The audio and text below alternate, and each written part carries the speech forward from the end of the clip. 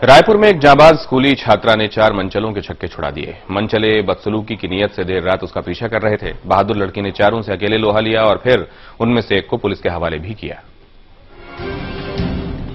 बहादुर लड़की का कारनामा, मनचलों को सिखाया सबक। लड़की ने लिया बदमाशों से लोहा, डरी नहीं डटी रही, बदमाशों से किए दो हाथ। जी हां, ये कारनामा कर दिखाया है रायपुर के गुड़ियारी इलाके में रहने वाली आकांक्षा गोते ने। इसने जो किया वो शहर की हर लड़की और महिला के लिए एक मिसाल है। अपराधियों के खौफ के कारण महिलाएं और लड़कियां रात को घर से बाहर निकलने से डरती हैं, लेकिन आकांक्षा की हिम्मत और बहादुरी इन्हें अब हौसला देगी। वक्त रात के 11:30 बजे, जगह गुड़ियारी का अंडरपास। 11वीं में पढ़ने वाली आकांक्षा मार्शल आर्ट की ब्लैक बेल्ट होल्डर है।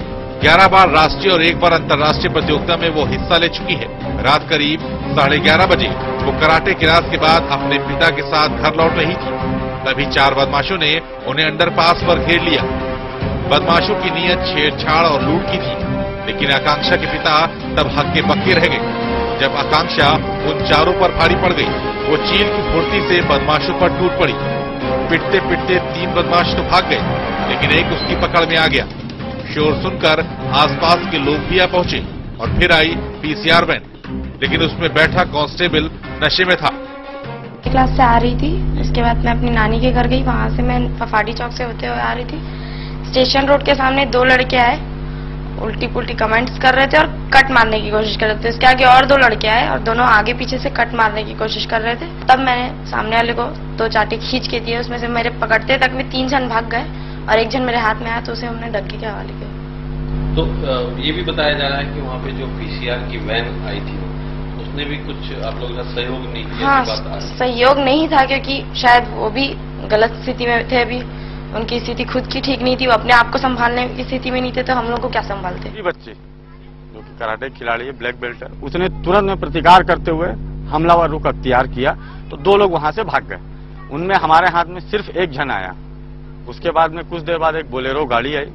उनका कहना यह था कि आप माफी मंगवा देते हैं, केस को खत्म कर दीजिए। इस बीच में मैंने 100 नंबर में डायल किया। वहां से पूरी तरह सहयोग नहीं मिला, लेकिन जो भी सहयोग मिला मैं धन्यवाद देता हूं उनको।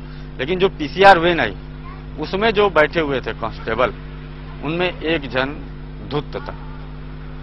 वो सामने वाले को समझाने के बजाय मुझ पर दबाव डालने लगा कि आप अपने शब्दों का इस्तेमाल कीजिए, मतलब गलत शब्दों का इस्तेमाल मत कीजिए। लेकिन मैं आवेश में था, क्योंकि मेरे साथ मेरी बच्ची थी। हमने दबाव बनाने की कोशिश की, गाली गुफ्तार किया, मारपीट हमने जो भी किया हमारे लिए जायज था, क्योंकि हमारी बच्ची थी हमारे साथ में। हाँ, तो वो हम पे दबाव बनाने लगे, न कि अपराधियों के विरुद्ध।